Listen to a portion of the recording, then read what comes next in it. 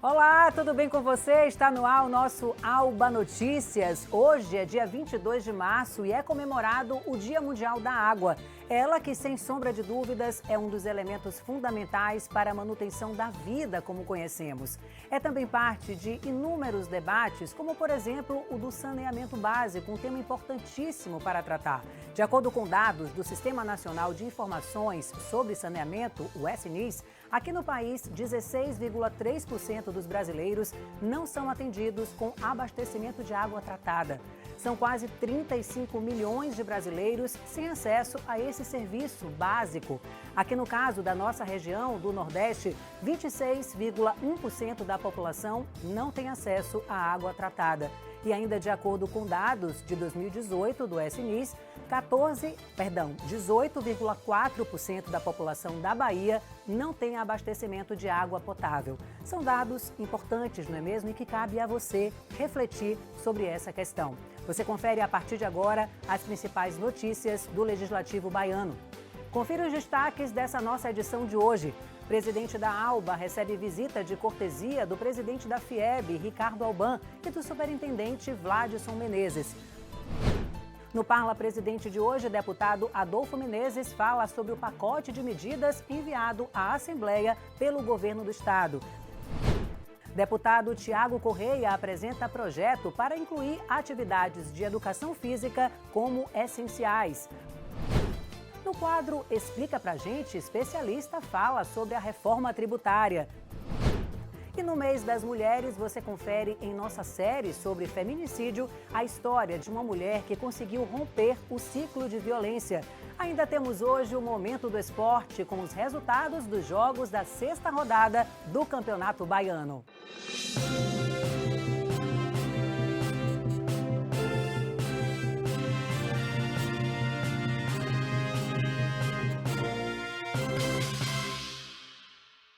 O presidente da ALBA, deputado Adolfo Menezes, recebeu uma visita de cortesia do presidente da FIEB, Ricardo Alban, e do superintendente Vladson Menezes. Confira detalhes na reportagem de Samile Fonseca.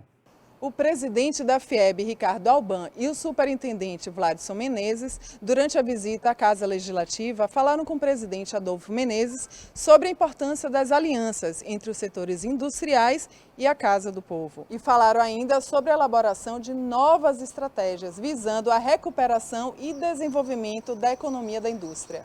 Cuidar das nossas empresas, cuidar da nossa indústria, principalmente da pequena e da média, que está passando por momentos muito difíceis. Não é apenas o comércio que está fechado. Quando o comércio fecha, nós perdemos toda a comercialização do que produzimos. Então, nosso objetivo hoje é ser bombeiro nesse primeiro momento. Mas sem pensar, sem deixar de pensar no planejamento. E essa pesquisa agora da CNI, ela reflete isso. Felizmente, que nós vivemos, e é também importante, sempre ao longo dos últimos anos, do agronegócio. Um agronegócio pujante, um agronegócio que nos deixa vaidosos, nos deixa orgulhosos, mas não é suficiente. Nós sempre tivemos aqui um diálogo bastante aberto, não só com a Assembleia, como também com o Estado, com as prefeituras, e é essa oportunidade que nós temos de ratificar isso. E mais uma vez, como nós estamos vivendo mais um ciclo de pandemia, que esperamos que seja o último, que Deus assim queira, é que nós estamos sabendo que para vencer e mitigar esse ciclo na parte econômica e social, nós vamos precisar de muita parceria, de muita convergência, de muito entendimento. O presidente Adolfo Menezes fez questão de enfatizar que, apesar dos grandes impactos que houveram na economia baiana por causa da pandemia, principalmente no setor industrial, os setores poderão contar com o apoio da Casa do Povo para enfrentar os desafios para a recuperação econômica. Essa casa está à disposição, como sempre esteve, para ajudar tão importante setor que milhões e milhões de empregos eles conseguem gerar e, no momento, por todas as dificuldades que nós estamos atravessando, estão pagando um preço grande, né? E é claro que, no final, quem paga na ponta, quem paga mais, são aqueles desempregados de todas as profissões, porque se não tem produção, não tem emprego. Se não tem emprego, não tem quem compre. Então é uma crise completa em todas as áreas. O governador Rui Costa enviou para a Assembleia Legislativa da Bahia alguns projetos de lei que visam beneficiar a população mais carente do nosso estado no enfrentamento à pandemia. Entre as medidas importantes estão a isenção da taxa de água por 3 meses e a prorrogação do pagamento do IPVA para veículos que realizam transporte escolar. Todos os detalhes você confere a partir de agora no nosso quadro Parla Presidente.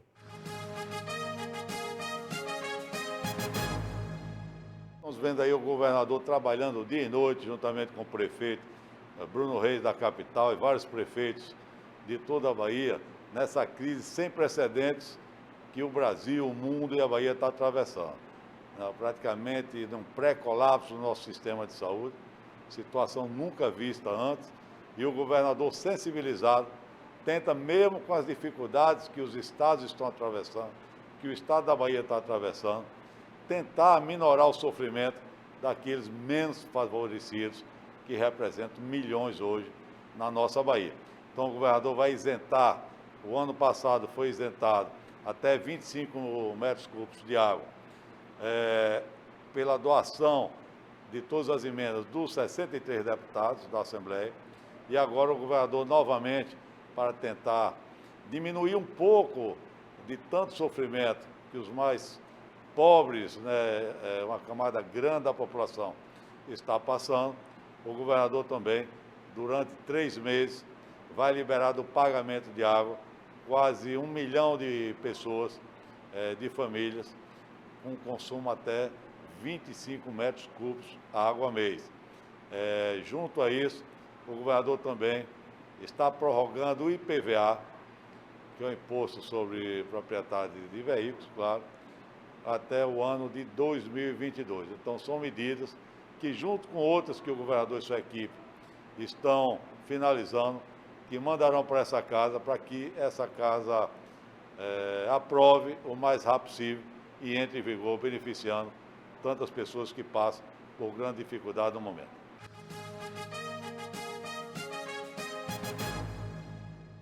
A seguir, nós temos o nosso Momento do Esporte com as partidas da 6ª rodada do Campeonato Baiano. Atlético de Alagoinhas e Juazeirense permanecem no topo da tabela. E ainda tem muito mais notícias aqui do nosso Legislativo. O Alba Notícias volta já já.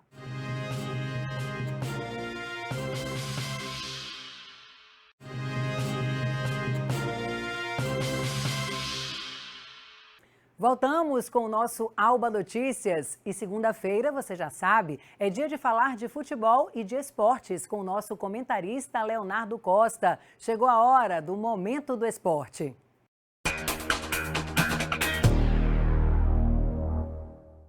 Oi, Milena. Olha, vamos chegando à reta final do Campeonato Baiano que promete fortes emoções.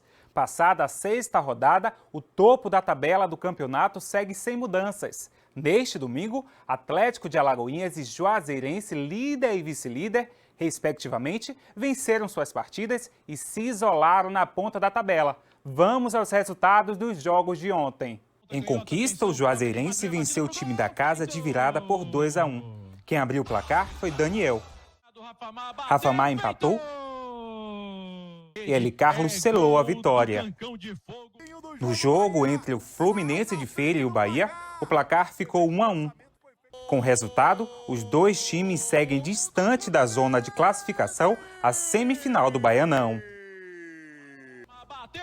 O Doce Mel e o Jacuipense também disputaram. O placar ficou 1-1.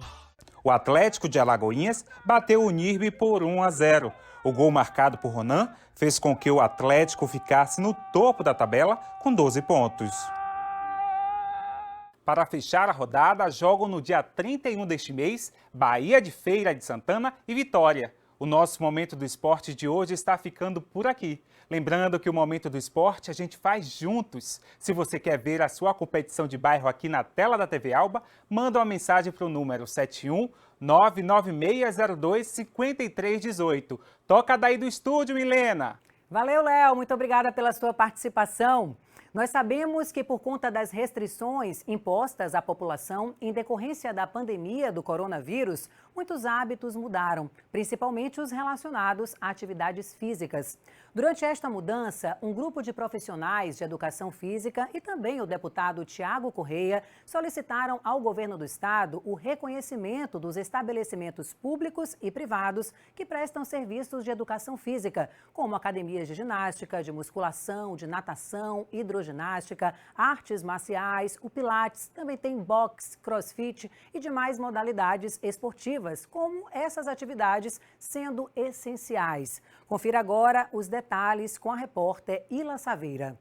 Os hábitos não muito saudáveis, intensificados durante a pandemia, têm revelado um dado preocupante no país. Uma pesquisa encomendada por uma rede de academias aponta que hoje apenas metade da população brasileira faz algum tipo de atividade física. Antes do começo da pandemia, 65% dos entrevistados praticavam exercícios. Essa reclusa, esse afastamento das atividades, das pessoas em casa, então isso eu acho que, paralelo a isso, tem um prejuízo grande. Haja visto que eles ficam sem se movimentar, até as cadeiras que eles ficam sentados, que normalmente, no período que eles estão em repouso em casa, vamos dizer que 60% eles estão sentados. E isso traz bastante prejuízo à dor lombar, dores articulares, devido ao desuso. Esse desuso leva à atrofia da musculatura, porque você não exercita. Esse desuso também leva a você ter uma perda de massa magra. Aí você cria o quê? Massa gorda, durante o período que você está parado, incapacitado, sem fazer exercício físico. Então, essa atividade física controlada e muito bem controlada, eu acho que é fundamental. Muitos tentaram adaptar a prática de exercícios com recursos próprios, mas para esse empresário, o método de acompanhamento virtual nem sempre dá conta da rotina fitness. Senti muita ansiedade, muita angústia de ficar em casa sozinho, não consegui me adaptar às atividades remotas por telefone, por internet. Para mim, o contato físico, ainda que com distanciamento e máscara, é essencial para a realização do exercício. E desde que agora as coisas começaram a mudar novamente, a gente tem tentado várias estratégias, uma delas é fazer aqui no parque, mas a atividade física é essencial na minha vida hoje. Acho que eu não consigo ficar sem, porque é uma das coisas que me mantém equilibrado, me mantém calmo, me mantém no prumo. Diante desse cenário, um grupo de educadores físicos apresentou um requerimento aos poderes públicos para que as academias sejam reconhecidas como prestadoras de atividade essencial. Se você observar hoje, com o fechamento das academias, por academias estarem fechadas, as pessoas elas estão aglomerando em praças, nas próprias orlas. Quando as academias estão abertas, elas não têm esse tipo de aglomeração. Por quê? Porque a gente tem a quantidade suficiente de pessoas, a gente tem o distanciamento, a gente tem a questão da manutenção, de você ter aquele álcool ali a hora que você quiser para passar no aparelho, para passar na sua mão, de você usar a sua toalha. Quando você vai para a rua, você não tem isso. Nós temos hoje 42 protocolos em que as academias seguem. O que eu estou defendendo aqui é a saúde da população. Então, respeitando esses protocolos e fiscalizando esses protocolos que, logicamente, o poder público ele tem que realmente exigir que não se aglomere, mas também tem que fiscalizar. E existem diversas formas de fazer isso. Pode fazer isso através dos próprios sindicatos. O deputado Tiago Correia também defende essa ideia. Ele apresentou na Assembleia Legislativa da Bahia um projeto de lei sobre o assunto.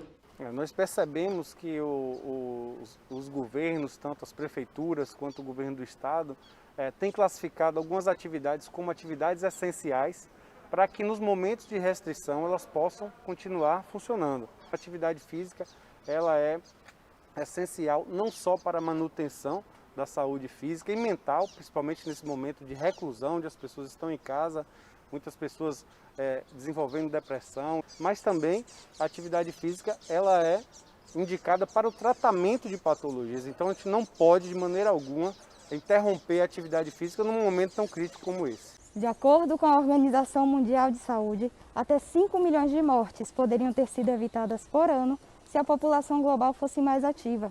Os dados publicados ao final do ano passado, nas novas orientações sobre atividade física e comportamento sedentário da agência, indica também um aumento no tempo ideal para a prática de atividade moderada e vigorosa dos adultos, que agora está de 150 a 300 minutos ao longo da semana. Para os profissionais do esporte, a reabertura das academias não se trata apenas de promover melhoria na qualidade de vida da população, mas de combater o agravamento da doença nos portadores da Covid-19. 50% mais ou menos dessas pessoas que apresentam o quadro de Covid têm comorbidades. Então, a probabilidade de você ter um agravamento do quadro de Covid e de evitar até um entubamento, a probabilidade disso existir é 34%, hoje em torno de 34% menos para quem é praticante de atividade física.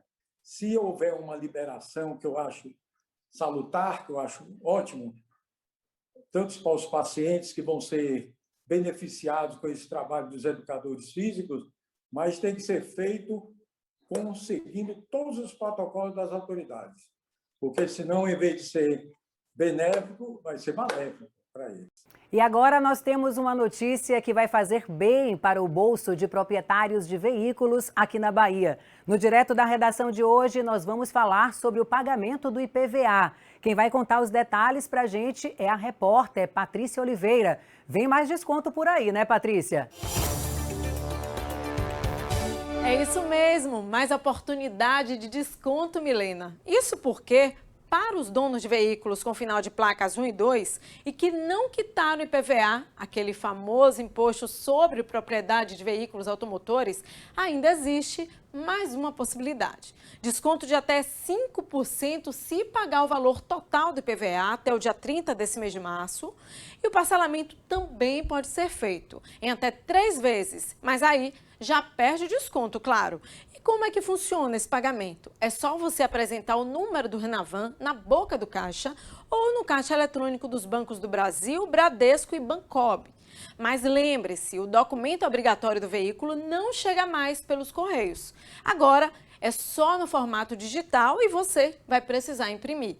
E se você está em débito com o IPVA de anos anteriores, vale aí uma consulta na Secretaria Estadual da Fazenda para ficar em dia e sem dor de cabeça.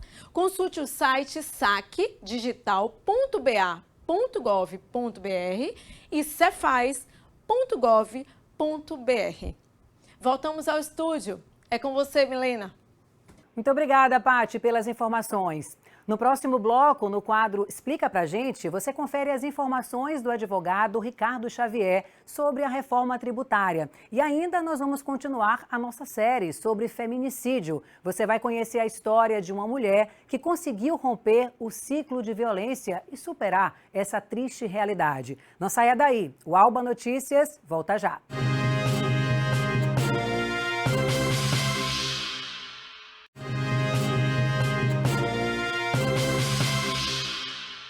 Voltamos com o nosso Alba Notícias para você, com as principais notícias do Legislativo baiano. Hoje nós vamos falar sobre um assunto que interessa a todos nós brasileiros que pagamos os nossos impostos. No quadro Explica Pra Gente, vamos falar sobre a reforma tributária.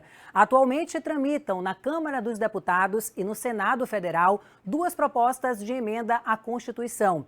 A PEC número 45/2019 e a PEC número 110/2019. Ambas visam alterar e também simplificar o sistema tributário nacional, com a criação de um imposto único. Pelas propostas, tributos como PIS, COFINS, IPI, ICMS e também o ISS seriam unificados e passariam a ter o nome de IBS, Imposto sobre Bens e Serviços. Nós convidamos aqui o advogado, professor universitário e também especialista em direito tributário, Ricardo Xavier, para falar para a gente sobre este assunto. Confira e tire suas dúvidas.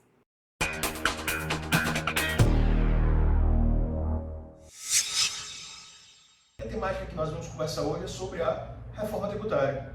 A reforma tributária, o projeto de reforma tributária, ele veio já de 2020, atravessando para 2021, não foi votado em 2020, mas existe uma grande expectativa desse debate e dessa votação dos projetos de reforma tributária para o ano de 2021. Basicamente, temos dois projetos de reforma, duas propostas de emenda constitucional, a PEC 45, que tramita na Câmara dos Deputados, e a PEC 110, que tramita no Senado Federal. Ambas propostas, elas têm o mesmo cerne. O cerne é reunião de tributos para a formação de um único tributo sobre valor agregado, o IVA. No caso da gente, as duas propostas chamam de IBS, Imposto sobre Bens e Serviços. A ideia é uma reunião dos tributos que incidem sobre o consumo para que se tenha um tributo único, para que você tenha um único tributo, simplificando a carga tributária sobre o consumo. A PEC 110 tem mais outros detalhes, envolvendo o IPVA, envolvendo o ITCMD, mas no grosso ela é muito semelhante com a PEC 45. A ideia da reforma tributária é essa simplificação para que se possa atingir uma conformidade tributária. Dados dão conta que o Brasil, o empresariado brasileiro, gasta 2.000 horas para fazer o recolhimento tributário, entre obrigações acessórias, entre entender a legislação, entre as declarações, as notas fiscais e etc. Ainda, dados também dão conta que a indústria de transformação no Brasil gasta com essa conformidade tributária mais de 24 bilhões ano. Então, há uma necessidade de se simplificar o emaranhado da legislação tributária brasileira, justamente para que o setor produtivo possa deslanchar, o setor produtivo possa trabalhar melhor. Todos concordam que a legislação tributária brasileira não é a mais fácil do mundo, é uma legislação realmente que precisa de atenção. A questão da reforma tributária, ela não pode se reduzir somente ao cerne da conformidade tributária, somente no ponto da conformidade tributária. É interessante se aproveitar o debate que será iniciado agora, tudo indica que será iniciado nesse ano de 2021, para que a gente possa também discutir a questão da justiça fiscal e tributação, dentro dessa reforma tributária. Ou seja, pensar como o sistema tributário nacional pode auxiliar na distribuição de renda, na diminuição da desigualdade. É necessário que você tenha também um pensamento, então, falando sobre justiça fiscal, uma tributação mais justa. É necessário que você tenha um pensamento sobre a capacidade contributiva, sobre a implementação de uma tributação direta, e sair um pouco do paradigma que o Brasil sempre adotou de uma tributação indireta. E se pensar numa tributação progressiva e não uma tributação regressiva. E se pensar na implementação de tributos como o Imposto sobre Grandes Fortunas, e se pensar na tributação dos dividendos, e se pensar em deslocar da tributação sobre o trabalho para uma tributação sobre o capital. Tudo isso se faz necessário que se pense nesse momento. É bom aproveitar, então, o debate sobre a reforma tributária e ampliarmos. O sistema tributário nacional ele pode ser um aliado grandioso para combater a desigualdade social, para combater a concentração de renda no Brasil.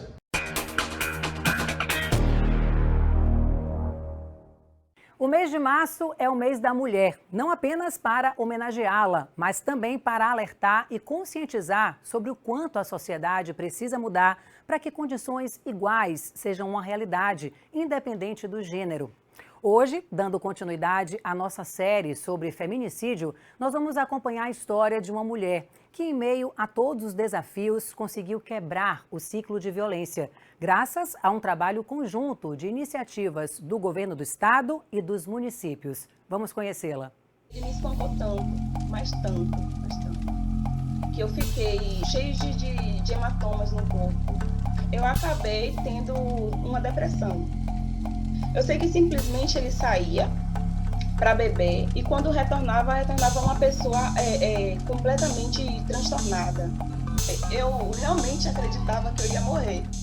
Você se identificou com alguma das falas? Pois é, elas são apenas um exemplo dos inúmeros casos de abuso e violência que ocorrem todos os dias contra a mulher.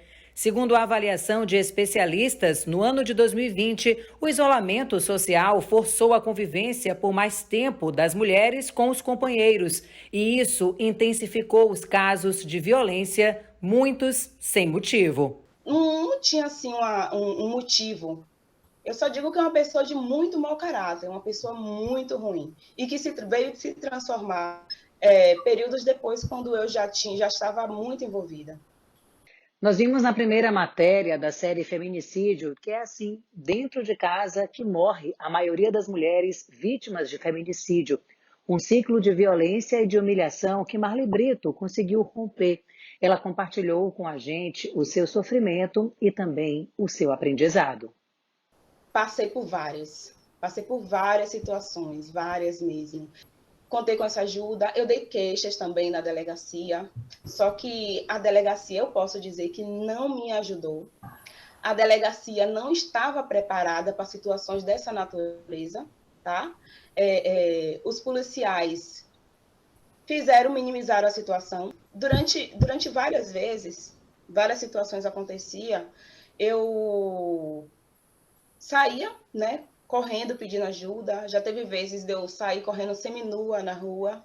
Houve uma vez que ele me espancou tanto, mas tanto, que eu fiquei cheio de hematomas no corpo e desmaiei. Quando eu acordei, ele já tinha me levado para um outro local. Quando eu acordei, estava em outro local, imobilizada, parte do meu corpo imobilizada, né? Daí eu fiquei 7 dias nesse local. Ele me deixou mais ou menos esse período de tempo. 7 dias em cárcere privado, né? Eu fiquei lá por esse tempo e acabaram me levando para a delegacia. Eu ainda falei, digo, olha, se vocês forem ali, eu acredito que vocês ainda vão pegar ele em flagrante. Mas eles não foram, Milena, a 27ª de Tinga. Eles não foram. E me levaram para a delegacia. Fiquei na delegacia, fiquei horas, prestei depoimento mais uma vez, fiquei por lá. E da delegacia, eu acabei indo para a casa de uma amiga, próximo. Eu estava assim, sabe, sem rumo, Milena, sem chão. Sobre o acolhimento necessário às vítimas deste tipo de violência, Marli falou emocionada da importância de ter sido recebida no Centro de Acolhimento de Lauro de Freitas. Uma ajuda que, segundo ela, fez toda a diferença para conseguir romper esse ciclo. Ele tem a capacidade de ajudar a mulher a se reerguer, a ressignificar essas situações, né? Eu fui muito amparada pelo centro, de verdade. Tem as rodas de diálogo, né? Tem os acompanhamentos. Eu queria que você, que tem propriedade para falar, falasse agora com outras mulheres que estão nos assistindo e que ainda hoje não conseguiram vencer, não conseguiram quebrar, né, esse ciclo de violência, de intimidação, que inclusive agora na pandemia esse número de mulheres vítimas de violência doméstica é ainda maior. O que é que você falaria para essas mulheres hoje? O recado que eu daria é que vai passar. Essa coisa a mulher chegar com uma palavra na mão, algo assim, um grito de socorro, né? Um grito, digamos assim. Então, é buscar ajuda e a situação vai passar. Porque assim como eu consegui me livrar dessa situação, as mulheres que passam por essa situação conseguem se livrar também. Eu creio dessa forma. Quanto sofrimento dessa mulher, né? Se a gente parar para pensar agora, quantas mulheres, nesse exato momento, também estão enfrentando a mesma situação. E você deve estar se perguntando, onde temos esses centros? Como eles funcionam? Como uma mulher vítima de violência pode buscar ajuda? Você vai conferir tudo isso na próxima matéria da nossa série, onde você vai conhecer o trabalho desenvolvido pelas Secretarias de Políticas para as Mulheres. Essas foram as notícias do nosso Legislativo Baiano. Você pode rever as matérias e acompanhar toda a nossa programação nas redes sociais e no site al.ba.gov.br. E para rever o nosso jornal na TV, fique ligado na reprise do Alba Notícias, sempre às 7 da manhã. Muito obrigada pela sua companhia e pela sua audiência. Até mais!